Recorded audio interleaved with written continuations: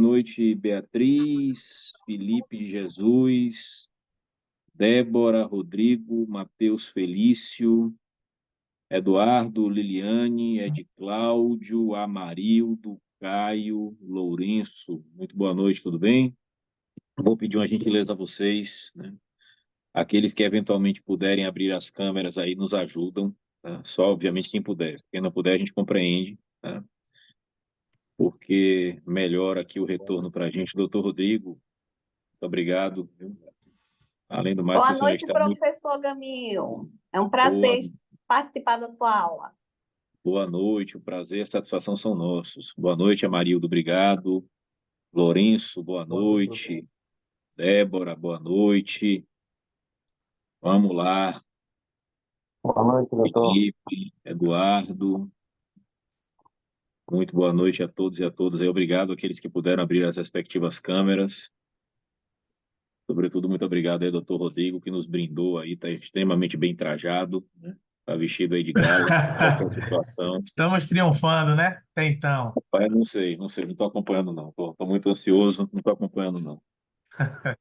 Eliane, boa noite. Boa noite, Amarildo. Pessoal, vamos começar aqui então o nosso encontro de hoje, tá?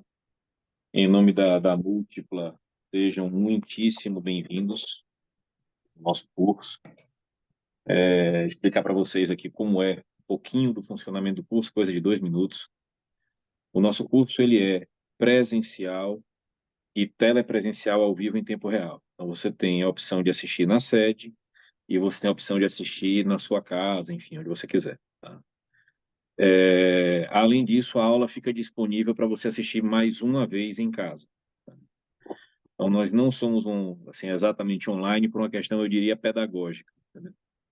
Porque assim, muitas análises demonstram que quando o aluno pode assistir a aula quando ele quiser, termina que ele não assiste a aula nunca, tá? Então, a gente faz isso para forçar o aluno a assistir a aula, sobretudo esses cursos assim, né, de reta final, de tiro curto, como é esse concurso que vocês vão fazer para a Polícia Penal, tá? A Múltipla, ela existe para ajudar as pessoas a realizarem seus sonhos. Nós temos mais de 3.000 aprovações em concursos públicos e exame de OAB. Então, são 3.000 famílias impactadas, né? 3.000 famílias que tiveram mais estabilidade, mais conforto, enfim, a partir dos estudos, tá bom? Então, aqui para vocês conhecerem um pouco da ambiência do curso, fiquem absolutamente à vontade. Deixa eu só ligar o carregador aqui do computador. Fiquem absolutamente à vontade para fazer perguntas, dizerem que não entenderam, tá? Uma outra coisa que a gente se preocupa aqui sempre é adequar a linguagem à realidade daquele concurso, tá? Então, vocês estão se habilitando para o concurso de Polícia Penal, nós sabemos que a exigência, né, do curso é nível médio completo, 18 anos de idade, né, carteira de habilitação B, tá? Então, para quem eventualmente já fez curso conosco de OAB, né, assim, ou quem fez eventualmente curso conosco de carreiras jurídicas, esse é um curso que foi pensado, formatado e dirigido para a Polícia Penal. A gente não está reaproveitando aula de outros cursos, tá? E jogando essas aulas para esse curso, não. Assim, as aulas estão sendo feitas para vocês, com base no edital de vocês, tá bom? Então, eu vou começar falando aqui sobre os enunciados de súmula, tá? E essa aula vai ficar gravada, e logo depois, né, do concurso, vocês vão ver que a gente vai soltar, né, as gravações da aula, comentando essas gravações em cima das provas, né? Que ninguém é adivinho, né? Ninguém aqui é Madame Beatriz, né? Mas são aproximadamente 30 anos de experiência em preparação para concursos públicos, então, com o passar do tempo, a gente já sabe mais ou menos o que é que o examinador pode cobrar, tá bom? Quero pedir a vocês também aqui, entrem no Instagram da Múltipla e entrem no site da Múltipla, porque além desse material que vocês já receberam de súmulas sobre execução penal, a gente tem um outro e-book com todas as questões de polícia penal de todos os estados, de todas as bancas dos últimos 3 anos, tá? Então, entra no site da Múltipla, preenche lá o cadastro, que você vai receber na mesma hora, tá? Esse e-book com todas as provas dos últimos 3 anos de todas as bancas de polícia penal, tá bom? Bom, então, eu vou falar, o encontro de hoje é para a gente tratar sobre súmulas, né? E eu preciso explicar primeiro o que são súmulas, tá? Súmula é a interpretação de um tribunal que é repetida, que é reiterada. Então, o Poder Judiciário, ele é composto por juízes e juízas. No primeiro grau, vamos dizer assim, no primeiro degrau da escada, existem juízes e juízas singulares. Quando você sobe para o tribunal, no tribunal os órgãos são colegiados. O que é um órgão colegiado? É um órgão composto por mais de um julgador. Então, você pode ter um órgão com 3 julgadores, você pode ter um órgão com 5 julgadores, né? Doutor Roberto, seja muito bem-vindo. De uma tal sorte que esses julgadores reunidos, quando eles decidem reiteradamente muitas matérias, eles podem propor súmulas. Então, eu sei que eu estou falando para pessoas que não necessariamente estão formadas em direito, e se eu falar alguma Boa coisa que noite, vocês boa não... noite. Boa noite. Se eu falar alguma coisa que vocês não entenderam, me interrompam para que eu possa explicar, tá? Então, vocês entenderam que súmula é um entendimento feito pelos tribunais de forma repetida e que os tribunais declaram esses enunciados através de súmula? Todo mundo entendeu isso aí? Bom, existem súmulas, e essas são as que importam, tanto do Supremo Tribunal Federal quanto do Superior Tribunal de Justiça. Para vocês entenderem, Eduardo, para você entender, Caio, para você entender, Débora, qual é a diferença entre Supremo Tribunal Federal e Superior Tribunal de Justiça? Compete ao Supremo Tribunal Federal decidir as questões que envolvem direito constitucional. Toda e qualquer matéria que tratar sobre direito constitucional pode ser levada até o Supremo Tribunal Federal. Ao Superior Tribunal de Justiça, compete a análise da matéria que envolve leis federais.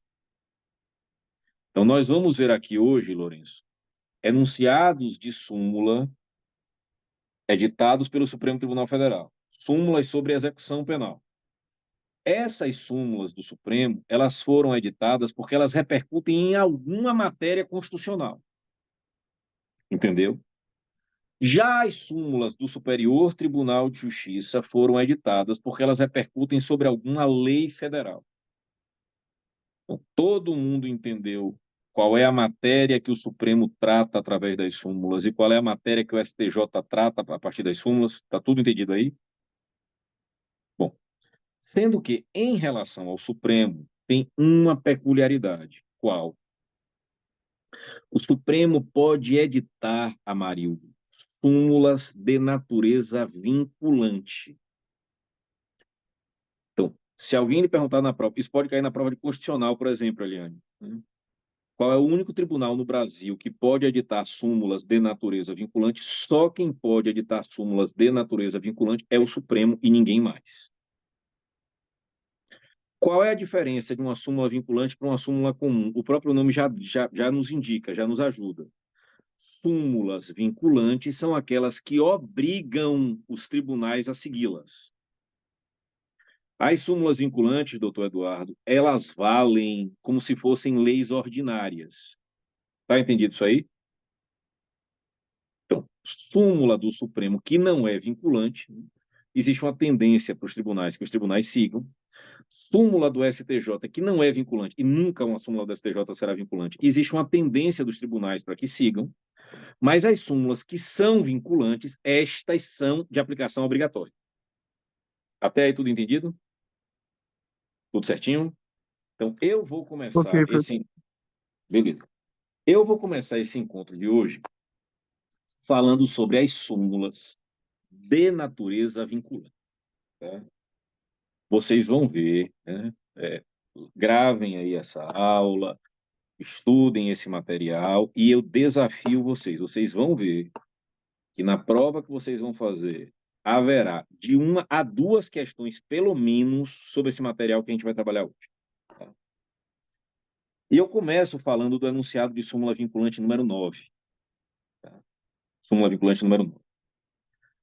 A súmula vinculante diz o seguinte: vocês receberam o material, não precisa copiar a súmula, porque eu estou lendo a súmula. A súmula vinculante número 9 diz o seguinte: o artigo 127 da Lei de Execuções Penais foi recepcionada, foi recebida pela ordem constitucional vigente.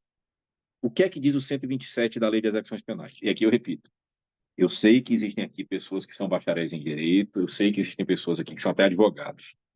e advogadas, mas eu preciso falar para o público, né, que é voltado para esse concurso. Então, eu tenho que explicar o que é um processo penal e o que é um processo de execução penal.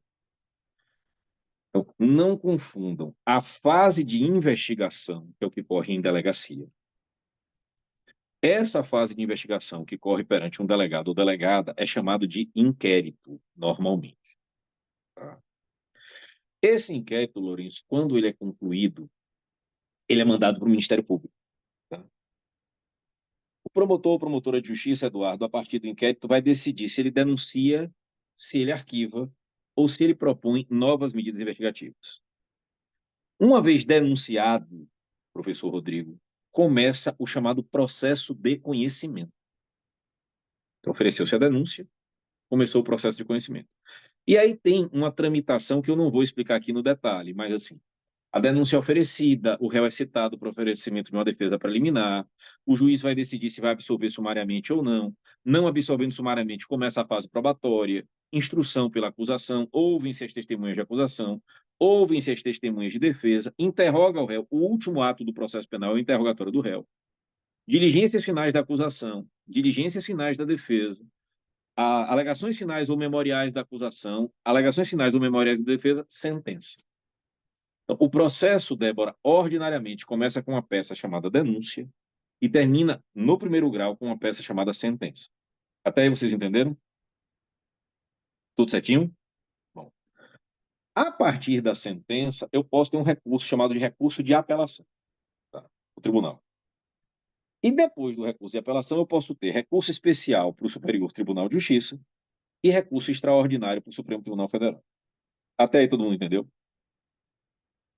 Bom, quando não couber mais recurso nenhum, nós dizemos que aquela decisão transitou em julgado.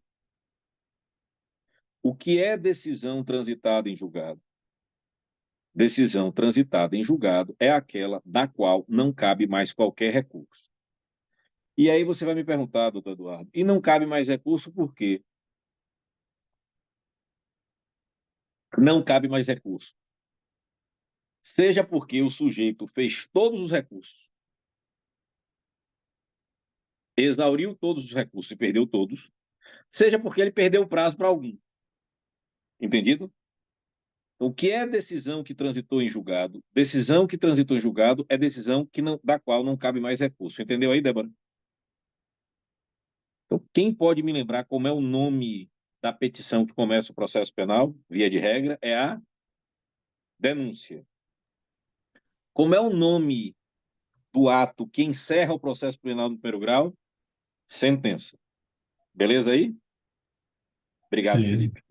Beleza. Bom, quando o processo transita em julgado, processo transitado em julgado é processo que não cabe mais recurso. Quando o processo transita em julgado, vai ser emitida uma certidão de trânsito em julgado. Então, o diretor de secretaria, o escrivão, vai emitir lá uma certidão. Certifique do fé que o processo tal transitou em julgado na data tal. Beleza? E aqui vem a primeira dica importante para vocês. Primeira, mais importante aqui logo para o início da aula.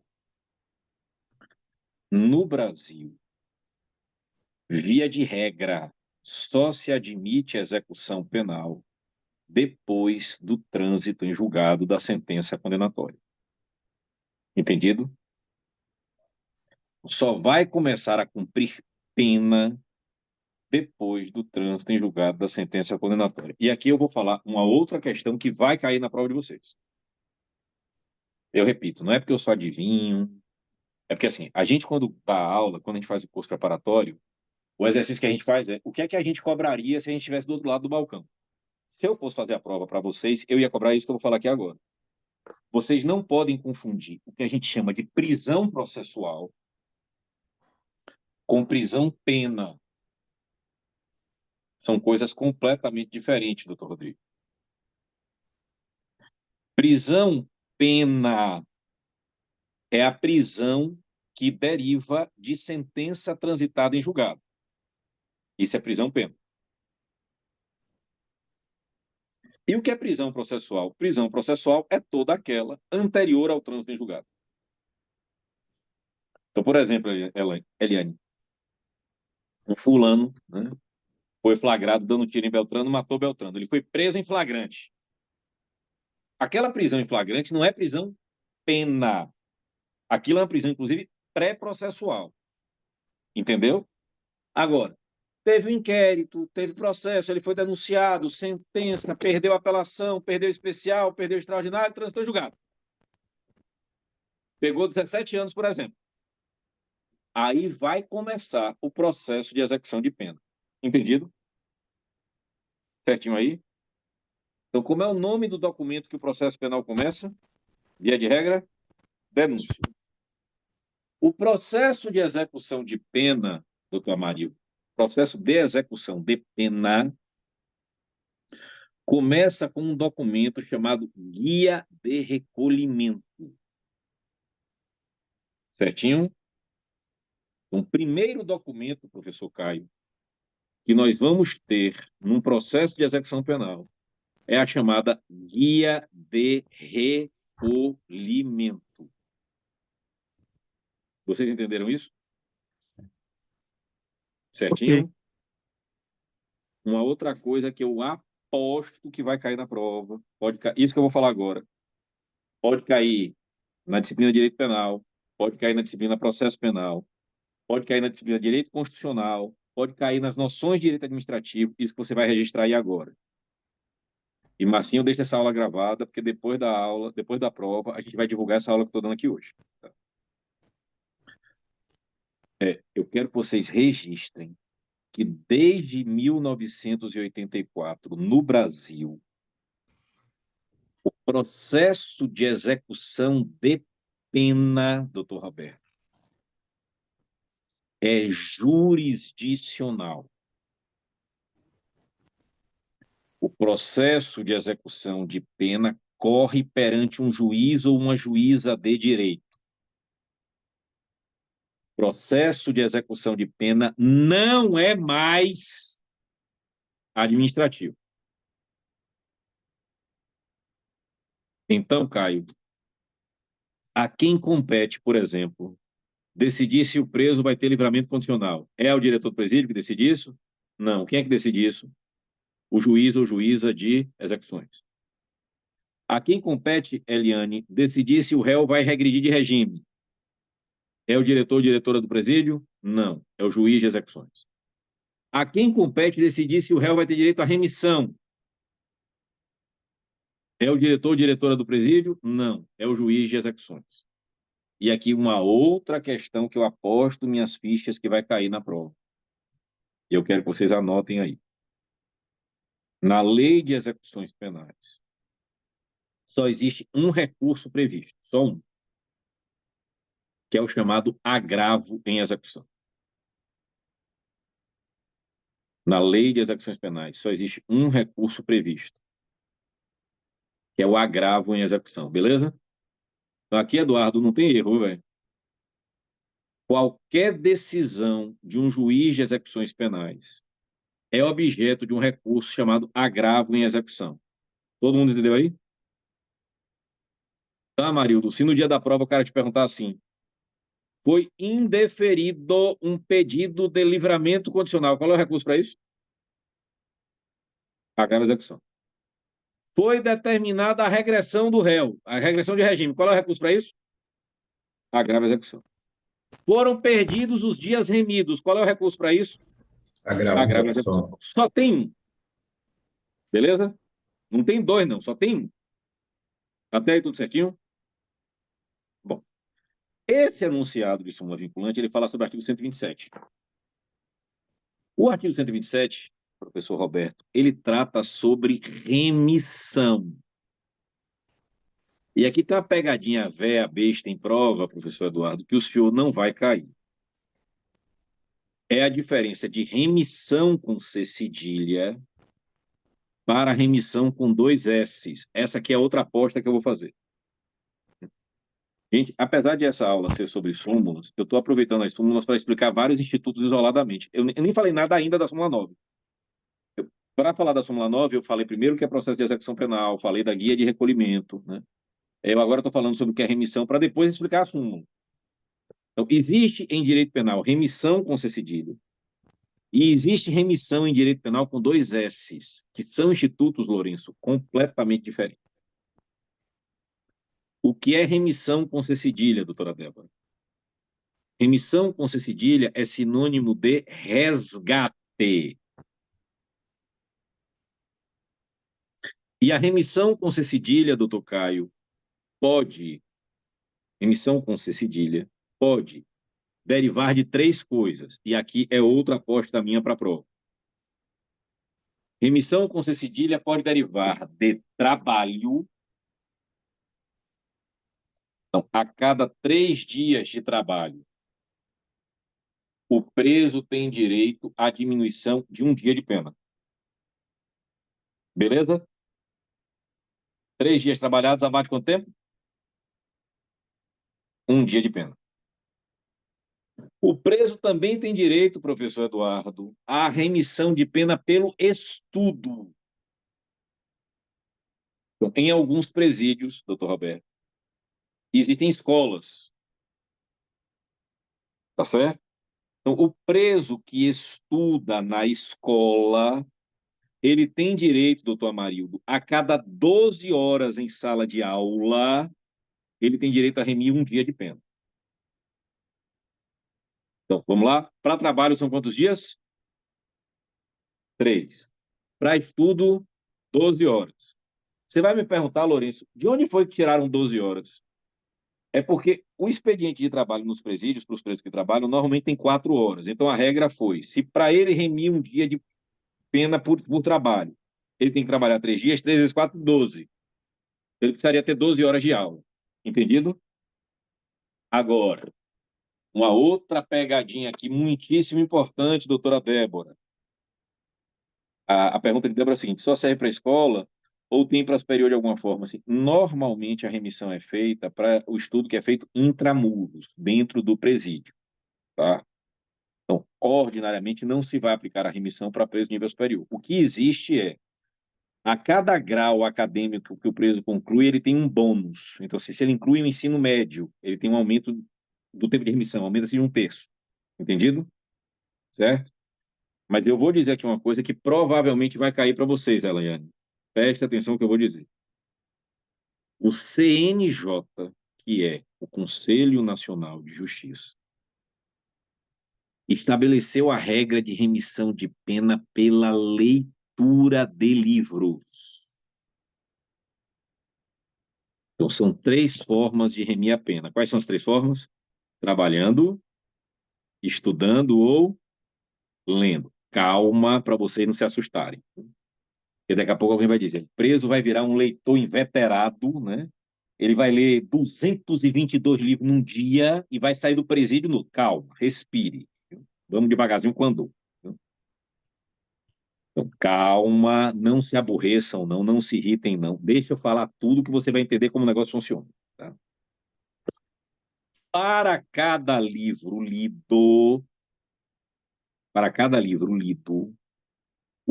estou falando calma várias vezes, porque na hora que eu for falar, que eu concluir a frase aqui, você vai ver que vai ter gente que vai pular da cadeira e para cima. Viu? Para cada livro lido, o preso tem direito a 4 dias de remissão. Um livro, 4 dias. Você vai dizer, então, professor, beleza, né? Porque o categoria, né, se ele lê, né, 12 livros num dia, né, ele termina um mês de pena. Calma. Cada livro são quantos dias? 4. Porém, no caso da leitura, o máximo de remissão de pena por ano é de 48 dias. Então, assim, ele tem direito à remissão de até 12 livros. Gamil, ele não leu 12, não, ele leu 600. Legal, vai ganhar um troféu de leitor do ano. Parabéns, muito bom, se instruiu, mas ele só vai remir em cima de 12 livros. Entendeu? Certinho aí? Bom. O que é que diz o artigo 127? O artigo 127 da LEP, vocês vão estudar muito a LEP, viu? LEP significa Lei de Execuções Penais. Eu me atrevo a dizer, né, que assim, se tem uma coisa que vocês têm que saber bem na cabecinha de vocês, é a Lei de Execuções Penais. Porque é o dia a dia do policial penal, pô. O que é que o preso pode fazer, o que é que o preso não pode fazer, qual é o direito que o preso tem, qual é o direito que o preso não tem. Certinho? O artigo 127 da LEP, Eduardo, diz o seguinte: que o preso que praticar falta grave perderá, preso que praticar falta grave, perderá até 1/3 dos dias remidos. Imagine aqui a seguinte situação, Elaine. O cidadão, ele está no presídio, ele já trabalha no presídio há 12 anos. Além de trabalhar há 12 anos, ele estuda no presídio há 12 anos. Ele lê todos os meses um livro, então assim, ele tem muito tempo de remissão. Certinho? Mas ele praticou uma falta grave. Ele pode perder os dias remidos, o artigo 127 da LEP diz que pode. Isso porque, doutor Lourenço, e eu quero que vocês lembrem disso no dia, a lei de execuções penais, Amarildo, ela é baseada no chamado critério meritocrático. Como assim? Ela tem prêmios por estímulo e ela tem punições por castigos. Então, se o preso lê, se o preso estuda, se o preso trabalha, ele tem direito à remissão. Se ele praticar uma falta grave, ele perderá até 1/3 dos dias remidos. Por que é que o Supremo firmou esse entendimento, inclusive como enunciado de súmula vinculante? Porque havia tribunais no Brasil que entendiam que esse artigo 127 ele confrontava a Constituição. Entendeu por que essa súmula é do Supremo? Porque ela envolve um aspecto de direito constitucional. Qual? Havia o entendimento, doutora Débora, que esse artigo 127 violava o direito adquirido, que é previsto na Constituição. Porque o argumento seria o seguinte: se o preso trabalhou, se a paga pelo trabalho é o direito à remissão. Ele poderia perder dali para frente, ele poderia ficar sem trabalhar dali para frente, mas não perder os dias que ele já tem direito. Só que o Supremo Tribunal Federal pacificou o entendimento de que ele pode perder os dias remidos. Entendeu? Certinho? Outra dica muito importante para a prova, professor Amarildo. Só quem define o que é falta grave é a União. Somente lei federal, doutor Rodrigo, pode definir quais são as faltas graves. Porque os estados, né? Vocês estão ouvindo aí, gente? Que os estados só podem definir faltas médias e leves. Só quem define quais são as faltas graves é a União. Então, entendido o enunciado de súmula vinculante número 9? De boa? Vamos agora para a súmula vinculante número 26, que é uma súmula bem extensa, que diz o seguinte: para efeito de progressão de regime no cumprimento de pena por crime hediondo ou equiparado, o juízo da execução observará a inconstitucionalidade do artigo 2º de 25 de julho de 90, sem prejuízo de avaliar se o condenado preenche ou não os requisitos objetivos e subjetivos do benefício, podendo, para tal fim, determinar de forma fundamentada a realização de exame criminológico. Dessa súmula aqui, a gente tem algumas coisas que a gente tem que extrair. A primeira coisa que é mais óbvia dessa súmula é que o juiz ou juíza pode, fundamentadamente, no caso concreto, determinar a realização de exame criminológico. O que é exame criminológico, doutor Lourenço? O cidadão está lá cumprindo pena, tá? E aí, para obter livramento condicional, para obter progressão de regime, a lei permitia que o juiz ou juíza determinasse que ele fizesse um exame criminológico. Esse exame criminológico, Caio, é para ver se o sujeito vai voltar a delinquir ou não. É um exercício de futurologia. Então, juntavam-se o psiquiatra do presídio, o psicólogo do presídio, alguém do setor jurídico do presídio, uma advogada do presídio, por exemplo, né?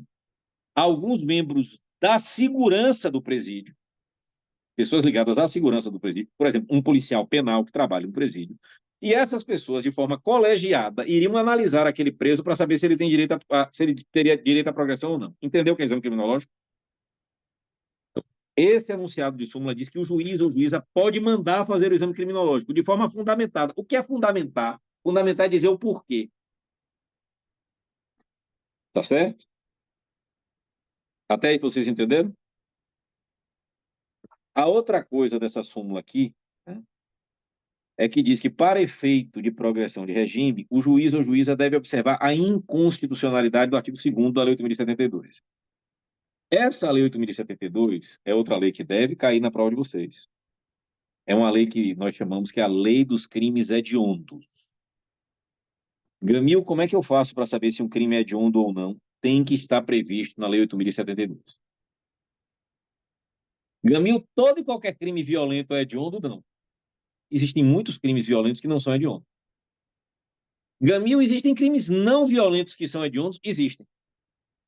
Por exemplo, falsificação de remédios não é um crime violento, é crime hediondo. Então, se alguém te perguntar, Lourenço, a partir de hoje, qual é o diploma que define o que é um crime hediondo? A Lei 8.072. Beleza? E aqui uma pegadinha, Débora, véia, mais véia do que andar para frente. Os 3 T's, Rodrigo, 3 T's, para não esquecer, 3 T's. Tráfico, tortura e terrorismo. Os 3 T's, tráfico, tortura e terrorismo.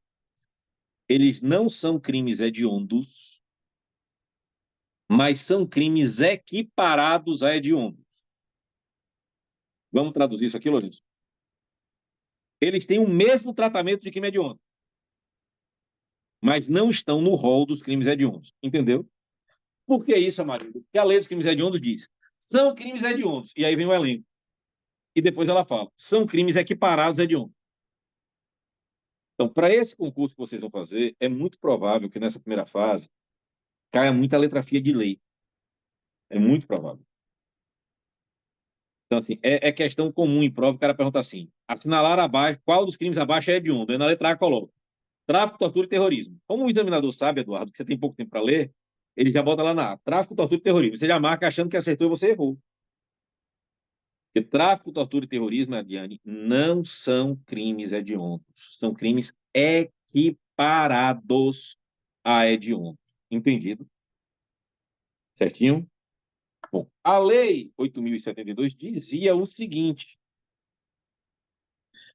que o condenado por crimes hediondos ou a eles equiparado iria cumprir a pena, doutor Caio, em regime integralmente fechado. Quando a lei dizia que o regime era integralmente fechado, a lei impedia progressão de regime. Entendido? O Supremo, professor Eduardo, declarou esse dispositivo inconstitucional. O dispositivo que dizia o regime é integralmente fechado. O Supremo declarou inconstitucional. E por que o Supremo declarou inconstitucional? Mais uma vez eu digo, eu estou falando de uma súmula que é do Supremo. Se a súmula é do Supremo, é porque a matéria envolve a Constituição. Então, a súmula 9 tratava, né, sobre direito adquirido. A súmula número 26 trata do chamado princípio da individualização das penas. O que é princípio da individualização das penas? A pena precisa ser voltada para aquele caso concreto de acordo com as peculiaridades daquele caso concreto. Eu não posso botar, por exemplo, professor Amarildo, mulheres e homens para cumprirem pena no mesmo presídio, dentro de uma mesma cela. Isso, inclusive, é crime de abuso de autoridade. Eu estou vendo aqui, a maioria de vocês aqui é bem jovem, né?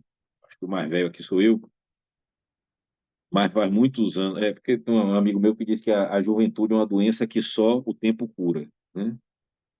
Então, eu já estou quase me curando dela, né?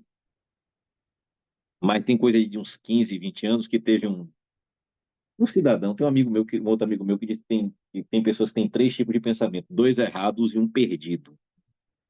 E o perdido, se você achar, está errado também, né? Então, teve eu vou chamar de ser humano, ele tem a mesma quantidade de cromossomos do que eu, né?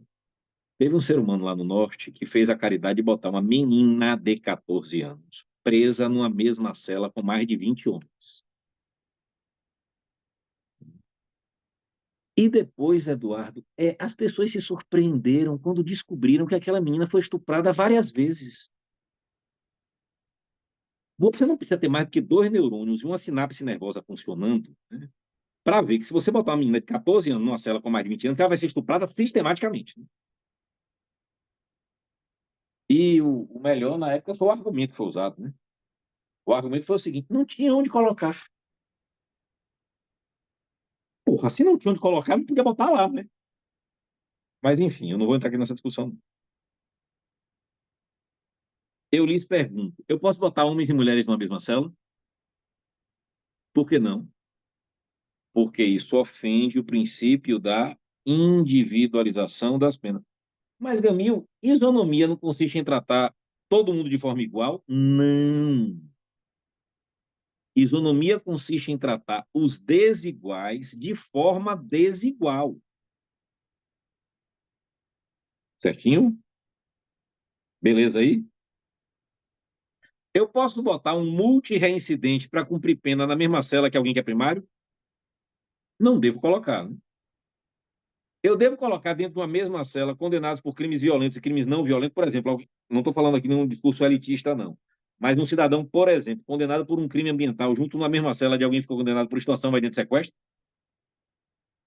Não, porque isso ofende a individualização das penas. Então, quando a lei dizia o regime é integralmente fechado, isso feria a individualização das penas, entendeu? No Brasil hoje, doutora Eliane, existem 3 regimes prisionais. Fechado, semiaberto e aberto. E as penas são executadas de forma progressiva. Então, se o cidadão foi condenado no regime fechado, depois de um tempo ele pode progredir para o semiaberto. Depois de outro tempo ele pode progredir para o aberto. Né? As regras para a progressão de regime estão no artigo 112 da LEP. O que é LEP? Quem me lembra? LEP é o quê? Lei de Execuções Penais. Penal. Até aí todo mundo entendeu? Se não entendeu, interrompa, fale, Gamil, eu não entendi, você falou rápido demais que eu explico de novo. Para quem assiste às aulas de forma remota, é assim que funciona. Beleza? A gente quer garantir para vocês a mesma experiência que a gente garante para quem está na sala de aula. De boa aí? A última súmula vinculante em matéria criminal é a súmula 56. E se eu tivesse que apostar todas as minhas fichas, Gamil, cita uma questão aí que você acha que vai cair. Eu não quero que você cite 2, eu quero que você cite uma só. Eu apostaria minhas fichas na súmula 56. Quantos regimes são, professor Lourenço? 3. Fechado, semiaberto e aberto. Amarildo, como é que o juiz ou juíza escolhe o fechado, o semiaberto e o aberto? Assim, depende do bom humor dele no dia. Não. Fechado, semiaberto e aberto são fixados de acordo com regras legais. Então, eu preciso fazer uma pergunta aqui muitíssimo importante. Perdoe, mas é uma pergunta assim, de ordem pública, das mais relevantes e significativas. Doutor Rodrigo, o jogo acabou? Acabou o jogo, é, Adel? Ah, a transmissão deu falha, mas eu acredito que o Bahia Relaxa. fez mais um gol de falta aí. Então, Tá veja 3 a só. 1 Bahia. Então, 3-1, o né? Bahia ganhou hoje. Eu, modéstia à parte, sou Bahia. Né? Eu tento ser humilde, mas meu time não deixa. Né? Bahia ganhou hoje. Eu sou juiz de execuções penais, então vou dar regime aberto para todo mundo. Não, não.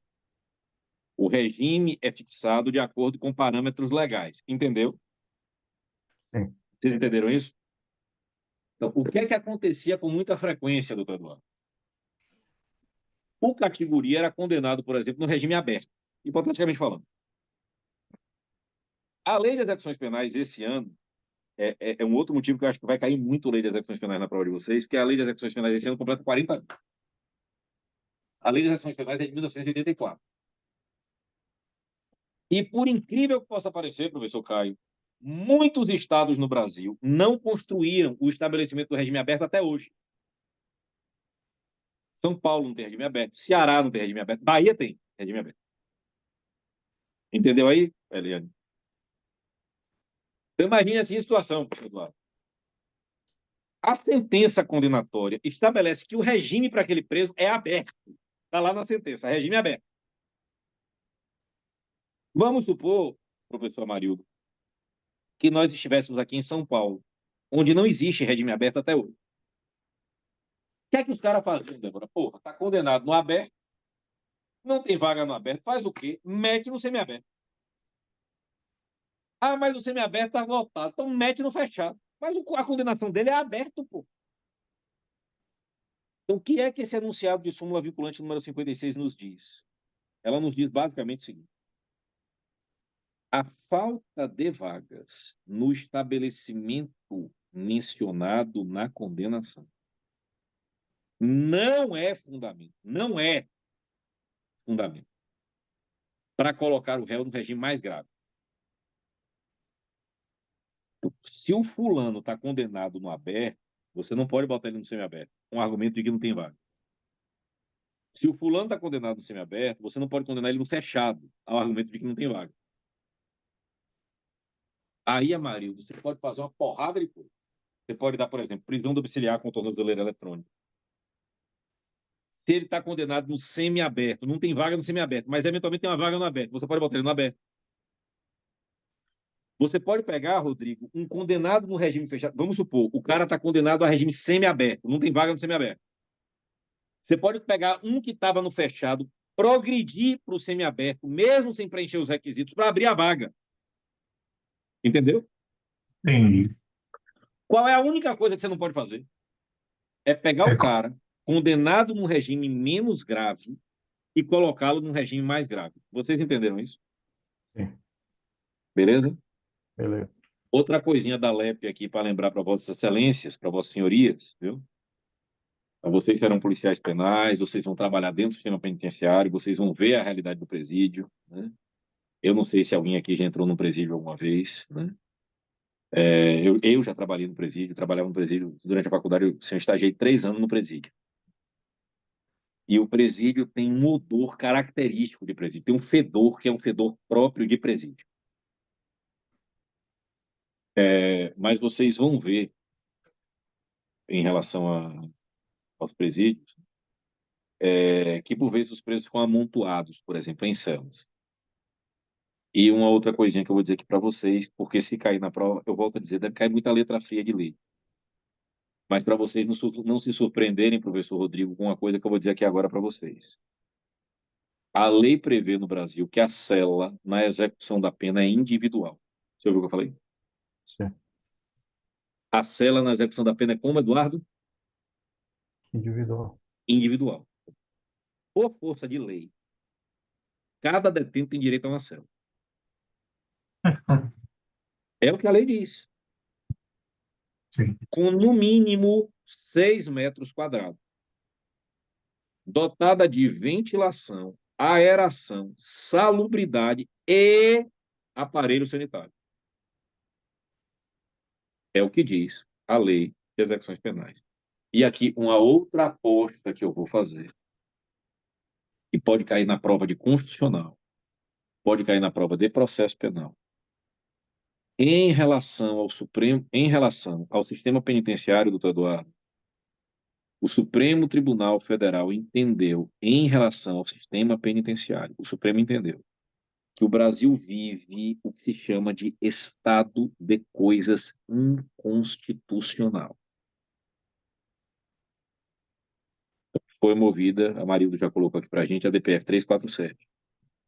O Supremo entendeu que existe um estado de coisas inconstitucional. E como diria o professor César Roberto Bittencourt, a única coisa que o preso perde quando é condenado, que deveria perder, seria a sua liberdade e não a sua dignidade. Então o Supremo reconheceu, né, que há um estado de coisas que contraria a Constituição. E àquela época, né, para a grande maioria dos pedidos feitos na DPF, o Supremo nem conheceu deles porque entendeu que para boa parte desses pedidos precisava de lei para poder tratar do assunto. Na verdade, não precisa de lei, não precisa dar cumprimento à lei. Dessa DPF, assim, as conclusões que se extraíram é que os estados não podem mais contingenciar verba relacionada ao sistema penitenciário. Então, o que chega de verba para o sistema penitenciário não pode ser contingenciado, tem que ser usado no sistema penitenciário. E também o Supremo obrigou, à época, a realização de audiências de custódia. Certinho? Belezinha aí? Alguma dúvida sobre os enunciados de súmula? Sim ou não? Eu vou falar agora para vocês aqui de duas súmulas do Supremo que eu também vejo muita probabilidade de cair. São as súmulas 660 e 661. Eu acabei as vinculantes, tá? Vinculantes são 3. Eu vou falar de duas súmulas que tem muita probabilidade de cair, ao meu ver. Tá? E aqui uma pegadinha, véia, besta, vocês não vão cair, viu, Lourenço? É o tipo de coisa que vocês vão acertar na prova, mas na remota Professor, em prova. Oi. pode Diga, repetir as súmulas aí que o senhor vai falar agora, hein, por favor? 660 e 661, tá? Do Supremo. É... Desculpa, do STJ, me perdoe. Do STJ, desculpa, do STJ. Eu vou falar aqui, né, algo que pode cair. Mas na remota e improvável eventualidade de você não acertar, você vai acertar. Mas se você, por acaso, não acertar isso e me encontrar na rua depois, você mente, viu? Olha, Gamil, você falou que ia cair, caiu, viu? Eu acertei, viu? Eu não lhe dar uma broca. Já tava andando na rua. Minha mãe ainda estava viva, coitada. Minha mãe morreu tem 2 anos. Estava andando na rua, aí encontrei um aluno. Professor, diga. Eu lembro aquela questão que o senhor falou do concurso para delegado federal, de flagrante e tal. Eu se lembro. Aí eu não perguntei. Assim, a ignorância para mim é uma benção. Eu não perguntei. Aí minha mãe perguntou: e você acertou? Ele não. Aí foi mais forte do que eu. Uma interjeição tipicamente baiana. Puta que pariu. Aí minha mãe, você está xingando na frente do seu aluno. Eu falei, veja bem, o rapaz está dizendo que eu disse a ele que ia cair. Ele olha para minha cara e fala, eu não acertei a questão. Aí ele ainda veio com a cereja do bolo. Eu disse, que foi, meu filho? Não, não, professor, eu estou meio constrangido em lhe dizer uma coisa. Eu disse, que foi? Diga, demônio. Né? Aí ele, é porque só faltou uma questão para eu passar. Eu disse, meu filho, me favoreça, desapareça aqui da minha frente. Eu não tenho que lhe dar uma muqueta. Então, assim, o que eu estou lhe dizendo aqui, viu? Você vai acertar. Mas na remota, improvável hipótese de você errar, quando eu lhe encontrar na rua, você diz, professor, eu acertei. Ok? Vamos lá. O que é que eu preciso chamar a atenção para vocês das súmulas 660 e 661 do STJ? Comecei pelas súmulas do STJ. É o seguinte.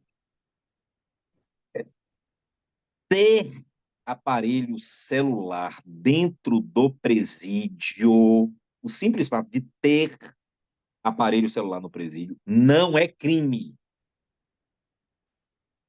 O crime previsto no artigo 349-A do Código Penal é levar o celular para o presídio, é permitir que o preso tenha celular, mas ter o equipamento por si só não é crime. Claro, se eu dei dinheiro para um policial penal para ele permitir que o celular entre, isso é crime de corrupção.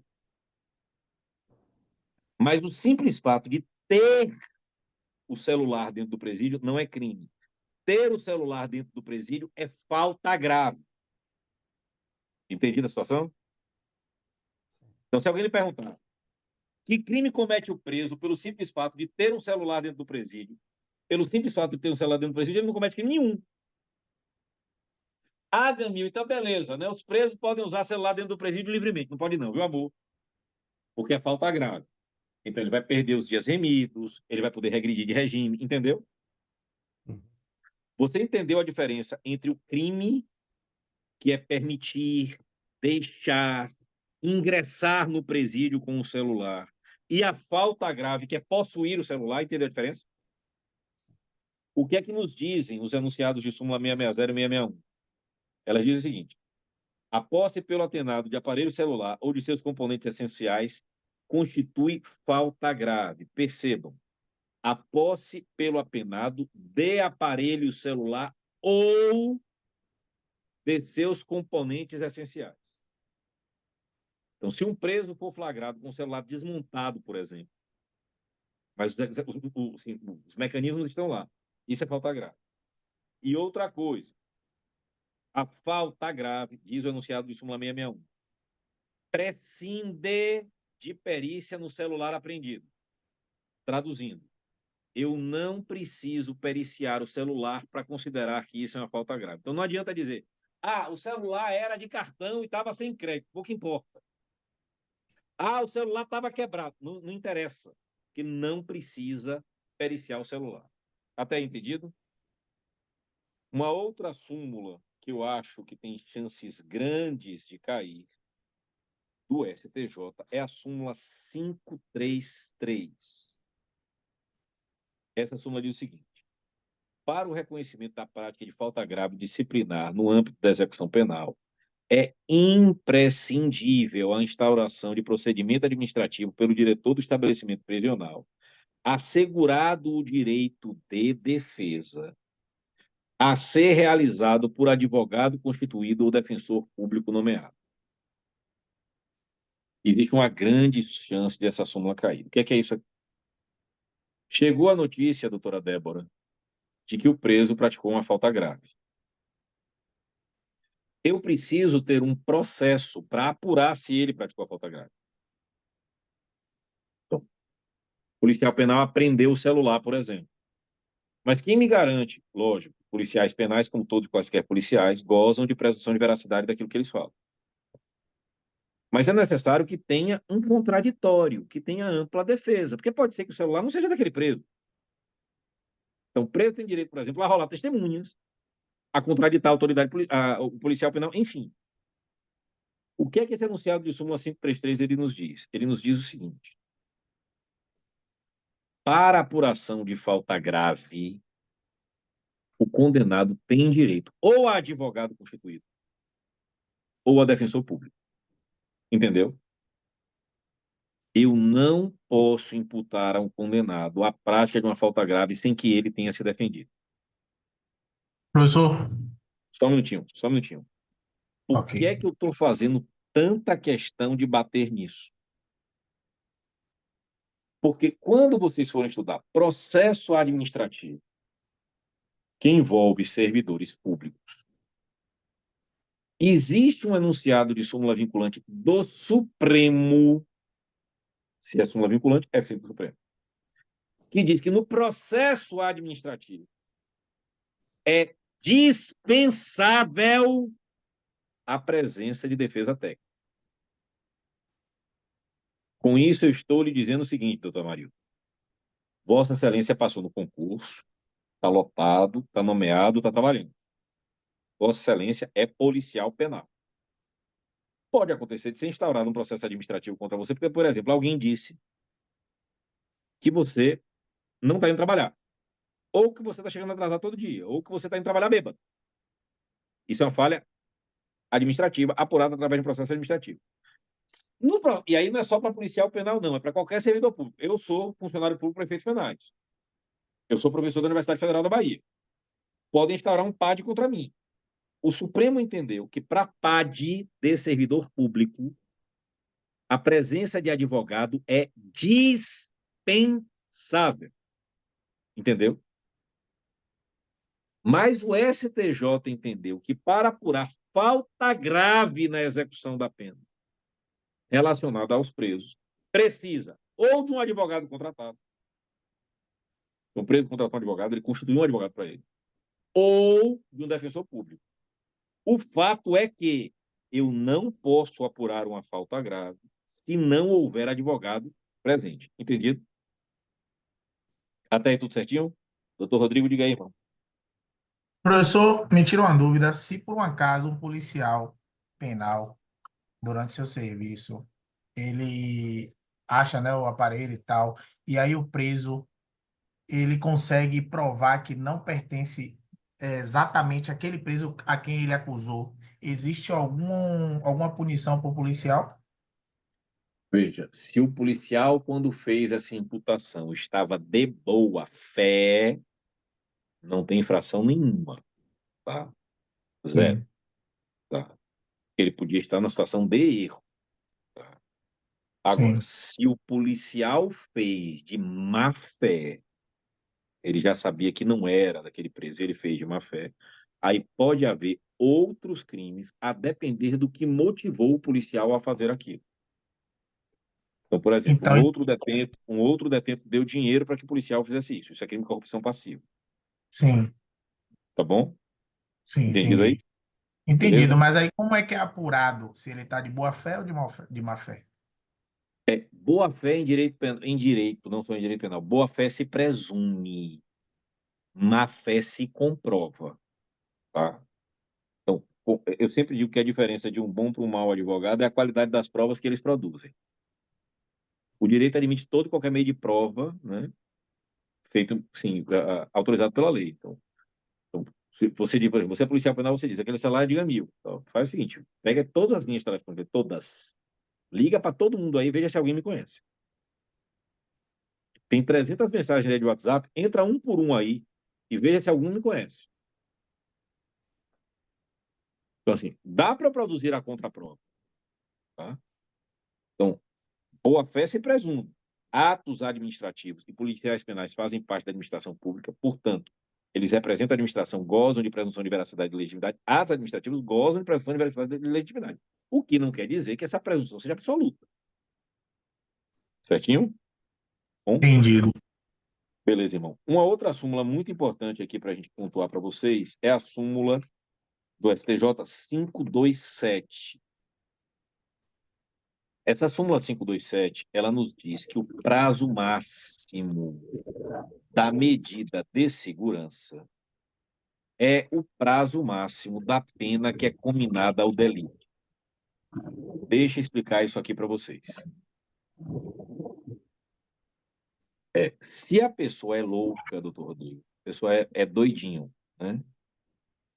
Se o sujeito é louco e praticou um crime, ele não vai receber uma pena criminal, ele vai receber uma medida de segurança. Entendeu? Então, quando eu estava na faculdade, né, eu fiz uma matéria que eu gostei muito, doutor Marildo, muito mesmo, né? Professor, Oi, o senhor pode repetir, por favor, que eu tive que atender um telefone ali, eu perdi, desculpe. sem problema. Vocês estão me vendo aí? Sim, Estão me vendo normal, né? Sim. sim. Pronto. Então, porque eu fiz uma bobagem aqui, a tela tinha virado. Eu não sei mexer direito com o computador, não. Bom, vamos lá. Eu estava A falando súmula sobre 527. a súmula 527, sim. Eu estava falando sobre medida de segurança. Então, se um doidinho praticou um crime, ele não vai ter pena. Ele vai ter medida de segurança. Eu fiz uma matéria na faculdade, Caio, que eu gostei muito, né? Que foi medicina legal. Eu tinha um módulo em medicina legal, que era o módulo de psiquiatria forense. Era conversar, assim, examinar as patologias psiquiátricas que levavam as pessoas a cometer crime. Eu me identifico muito com doido. Se você algum dia quiser saber se tem um doido no lugar, é só você me botar que ele vai se manifestar. Assim, ele vai se aproximar de mim e vai falar alguma coisa comigo. Mas tinha lá um doidinho interessante na época, né? No hospital de custódia. Tinha um rapaz lá que ele se julgava, doutor Amarildo. Ele estava no hospital de custódia. Ele se julgava, na época, imperador-geral do Brasil.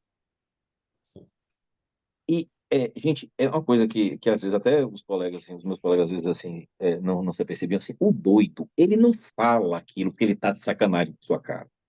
Ele fala aquilo que ele acredita no que ele tá falando. Entendeu? Então, você pode torturar aquele homem, ele vai dizer, eu sou o imperador-geral do Brasil. E na época, Eduardo, era porreta, porque ele estava no hospital de custódia e ele toda semana mandava cartas com ordens, na época, para o presidente da República. O imperador-geral do Brasil determina que, e aí, pau, mandava a ordem, o presidente cumprir. Aí o professor levou esse cidadão para conversar conosco lá, né? E aí um colega meu perguntou: por que você é imperador-geral do Brasil? Gente, não se discute com doido. Por que você é imperador-geral do Brasil? Aí ele disse: porque eu tenho um sinal. Aí uma colega minha perguntou onde, eu disse: olha, ele vai mostrar e vocês não vão poder reclamar. Para o doidinho, o inimputável, não existe pena, existe medida de segurança. E aí na medicina legal você estuda o tipo de classificação de problemas psiquiátricos. Então, por Deficiência. exemplo, o esquizofrênico, ele tem mania de perseguição. Então, por que o esquizofrênico mata alguém? Porque o esquizofrênico acha que ele vai ser atacado. O esquizofrênico ouve vozes, ele vê vultos. Então, você constatou, professor Eduardo, durante o processo, e constatou que aquela pessoa é doida. Ele não vai ter pena. Ele vai ter medida de segurança, entendeu? A lei de execuções penais, para a medida de segurança, diz que o prazo inicial da medida de segurança, Caio, é de 1 a 3 anos. Certo? No final desse 1 a 3 anos, faz-se um incidente chamado incidente de insanidade mental. Até aí todo mundo entendeu? Sim. Se a periculosidade cessar, desinterna. Se a periculosidade não cessar, prorroga por mais um ano, entendeu? Então, prazo inicial, 1 a 3 anos. Periculosidade cessou, desinterna. Não cessou, prorroga mais um. Ao final desse ano, faz outro laudo. Periculosidade cessou, doutora Eliane, desinterna. Não cessou, prorroga mais um. E pode ficar prorrogando assim indefinidamente até o mundo acabar, é? Durante muito tempo se entendeu que sim. Durante muito tempo se entendeu que medida de segurança não tinha prazos máximos. O que é que diz esse enunciado de súmula 527? Ela diz que as medidas de segurança têm prazo máximo. Qual é o prazo máximo da medida de segurança? É o prazo máximo da pena que é combinada ao delito, da pena que é prevista para o delito. Por exemplo, um homicídio qualificado. Qual é o prazo máximo? 30 anos. Qual é o prazo máximo de medida de segurança para um doidinho que praticou um homicídio qualificado? 30 anos. Entendeu? Certinho? Para a gente fechar, pessoal, uma súmula que eu também aposto que pode cair. Enunciado de súmula 715 do Supremo Tribunal Federal. Súmula 715. A primeira coisa que eu preciso falar dessa súmula 715, ela faz referência ao artigo 75 do Código Penal. Esse artigo 75, doutor Eduardo, é o que estabelece, ou melhor, estabelecia, que o limite para cumprimento de pena é de 30 anos. Até aí todo mundo entendeu? Esse limite de 30 anos, Amarildo, não está na Constituição. Esse limite dos 30 anos estava no artigo 75. Beleza? Por que é que eu estou conjugando o verbo no passado? Porque o artigo 75 ele foi alterado em 2019. E esse limite, Lourenço, que era de 30 anos, passou a ser de 40. Agora perceba, como é uma nova lei mais grave, ela não retroage, entendeu? Então, se alguém te perguntar assim, Caio, Beneficiar, né? a Constituição coloca o prazo máximo de cumprimento de pena em 40 anos. É verdade ou mentira? Mentira. Porque a Constituição só fala da não perpetuação, mas a Constituição não fala em 40 anos. Onde é que fala em 40 anos? No 75. Que até 2019 falava em 30 anos. Até aí todo mundo entendeu? Qual é a pegadinha que eu tenho aqui, doutora Eliane? Doutor Eduardo, doutora Débora. Quando eu fui estagiário lá da penitenciária, tinha uma categoria na época, isso em 1900 Guaraná de Rolha, né, 1998. Tempo pra caramba. Tinha um condenado lá na época, doutor Roberto, a mais de 500 anos de pena unificada. Então, um rapazinho tinha mais de 500 anos de pena unificada. E vocês vão ver, que vocês vão passar no concurso, vocês vão ver que o ser humano que faz cálculo mais rápido de fração é preso. Você perguntar para o preso quanto é 16% de 39 anos, 11 meses e 42 dias. Mas, rapaz, ele lhe dá assim a fração é uma capacidade de fazer conta que é uma coisa absurda, né? Então, vai para cá. Esse categoria, Eduardo, tinha 500 anos de pena unificada. E ele já estava preso ininterruptamente na época, acho que é uns 25 anos. Então, qual foi a conta que o cara fez na cabeça dele, né?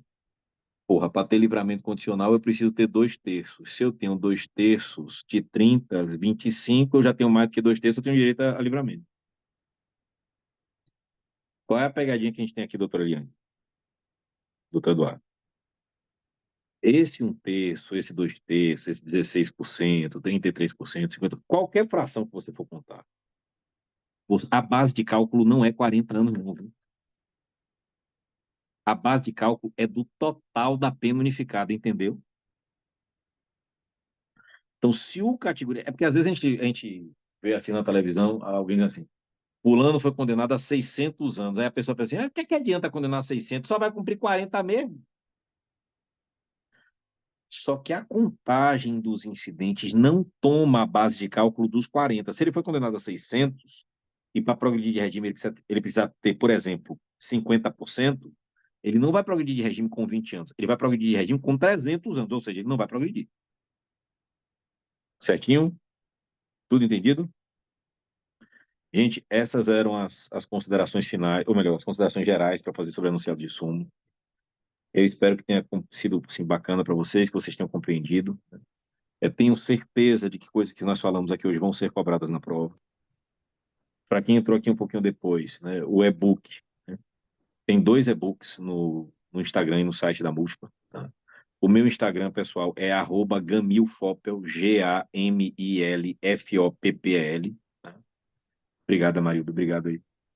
O Instagram da Múltipla é @múltipla difusão. Então, entra no Instagram, tem 2 e-books, tem 2 materiais gratuitos para vocês.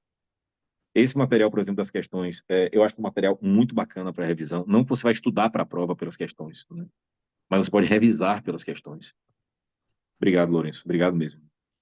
E tem aqui um último. Marcinho, você está aí? Porque o Marcinho parece, para quem assistiu aquele desenho Caverna do Dragão, o Marcinho parece o Mestre dos Magos, né? Quando você mais precisa, ele some. Márcio.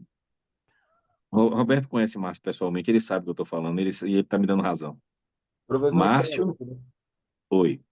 Diga, O Lourenço. o Oi, senhor acha que doutor. Fala, Lourenço. Diga aí, irmão. Fala, o, Lourenço, desculpa. o senhor acha que essa decisão do STF em relação a tráfico de drogas vai cair na... Olha, eu lhe diria que é pouco provável que caia, tá? É Porque porque é uma tem coisa bem muita. recente, né?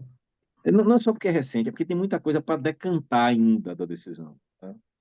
Mas, assim, para a sua pergunta não ficar sem resposta, eu acho que, assim, tem algumas coisas que são fundamentais para vocês entenderem a partir daquele julgado, né? O primeiro deles, e mais importante de todos, né, é que não foi descriminalizado o comércio de maconha. Vender maconha continua sendo crime. O segundo, né, é que a descriminalização para a posse da substância entorpecente maconha, ela gera uma presunção relativa. Então, se o cidadão tiver menos de 40 gramas, né, de maconha, ou menos de 6 plantas fêmeas, aquilo gera uma presunção relativa. Isso quer dizer o seguinte, que se houver outros elementos indiciários, por exemplo, a presença de uma balança de precisão, a presunção se desfaz e vai ser considerado que ele é Se for traficante. atrás, né? E da mesma forma que eu vou, eu volto. O fato de ter mais de 40 gramas não faz dele necessariamente um traficante. Tá? E a outra coisa que eu acho que é fundamental pontuar para vocês é que essa decisão é válida exclusivamente para maconha. Ela não vale para as outras drogas. Tá joia? Então, esses são os 3 elementos mais importantes aí, né? Eu fui gravar uns vídeos falando sobre essas decisões, né? E assim, eu acho muito interessante.